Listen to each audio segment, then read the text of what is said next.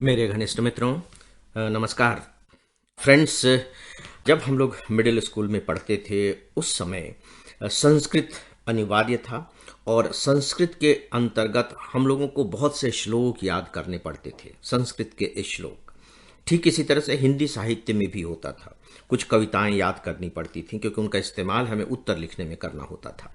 तो जो संस्कृत के श्लोक होते थे उस समय के श्लोक बहुत ही ज्यादा नीति परक थे और आज भी वे जब भी जरूरत होती है फट से दिमाग में आकर के और बादलों की तरह छा जाते हैं और उसमें से फिर एक छोटा सा सूरज निकलता है या लाइट निकलती है और आगे के रास्ते दिखाने लगती है। उसी में एक श्लोक मैंने पढ़ा था जो अभी अचानक मेरे दिमाग में कौंधा है और वह लाइन थी, मुंडे मुंडे मतिर भिन्ना। मुंडे मुंडे मतिर भिन्ना, यानी कि मुंडे का मतलब है सिर, यह मस्तिष्क, यानी कि जितने भी सिर हैं उन सब में जो बुद्धि है वो अलग अलग है। मुंडे मुंडे यानी कि हर सिर में, मतिर भिन्ना, जो बुद्धि है वो भिन्न भिन्न है, अलग अलग है। कल मैंने अपने हेड ऑफ द डिपार्टमेंट के मती की बात बताई थी कि किस तरीके से, चूंकि उन्हें मार्क्स नहीं मिले थे उस पर्टिकुलर सब्जेक्ट में, तो वो दूसरों को भी नहीं देते थे और वो साफ कहते भी थे कि चूंकि मुझे नहीं मिले, मैं तो बहुत अच्छा स्टूडेंट था, तो मैं कैसे दे सकता हूं। लॉजिकली उनकी बात सही लगती थी। आज मैं आपको एक अलग किस्म के मुंडे की बात बता रहा हूं। मतलब वहां तो चूंकि नहीं मिला वो इसलिए नहीं दे रहे हैं। आप देखिए कि इस मनुष्य के प्रकार में कितने सारी श्रेणियां हैं। मनुष्य तो सब एक ही है, मनुष्य मनुष्य, लेकिन जो मुंडी है, जो मति है, वो कितने अलग अलग प्रकार की है। दोस्तों, अब मैं जिनकी बात आपको बताने जा रहा हूं वो बहुत बड़े अफसर थे, आईएएस अफसर थे, और यहां तक कि उनके पिता भी आईसीएस अफसर थे और वो बाकायदे जवाहरलाल नेहरू जी जब हमारे प्रधानमंत्री थे तो उनके पॉलिटिकल एडवाइजर हुआ करते थे, आईएएस अफसर थे। इनके साथ मैंने काम किया, बहुत लंबे समय तक काम किया। ये तो बहुत ही हायर लेवल पर थे, मैं तो शुरुआत ही अपनी सर्विस की चूंकि मैंने की थी तो मैं बहुत ही लोअर लेवल पे था, लेकिन फिर भी वो मुझे प्यार करते थे। पता नहीं क्यों करते थे। कभी कभी जब वो फ्री हो जाते थे तो मुझे बुला लेते थे और फिर हम लोग साहित्य पर, पॉलिटिक्स पर और दूसरे विषयों पर बातें करते थे। मुझे लगता है कि शायद उनको मुझसे बात करने में कुछ चीज़ें मिल जाती होंगी या इन विषयों पर बात करने वाला कोई दूसरा नहीं मिलता होगा, तो फिर मुझे बुला लेते थे। तो इस रूप में मैं उनकी प्रशंसा करता हूँ। और अंतिम समय में जब मुझे वहाँ से मुक्ति पानी थी या मुक्ति मिल गई थी, तब मैंने उन्हें अपनी किताब भेंट की थी और उसमें लिखा था, अपने प्रशासनिक गुरु को, अपने प्रशासनिक गुरु को सादर भेंट।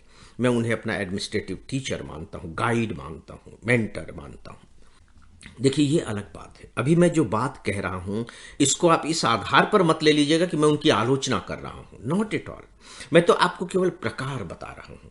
और सच पूछे तो जिंदगी को समझने का तरीका ही यही है। किताबों से जिंदगी को पढ़ा जा सकता है, समझा नहीं जा सकता।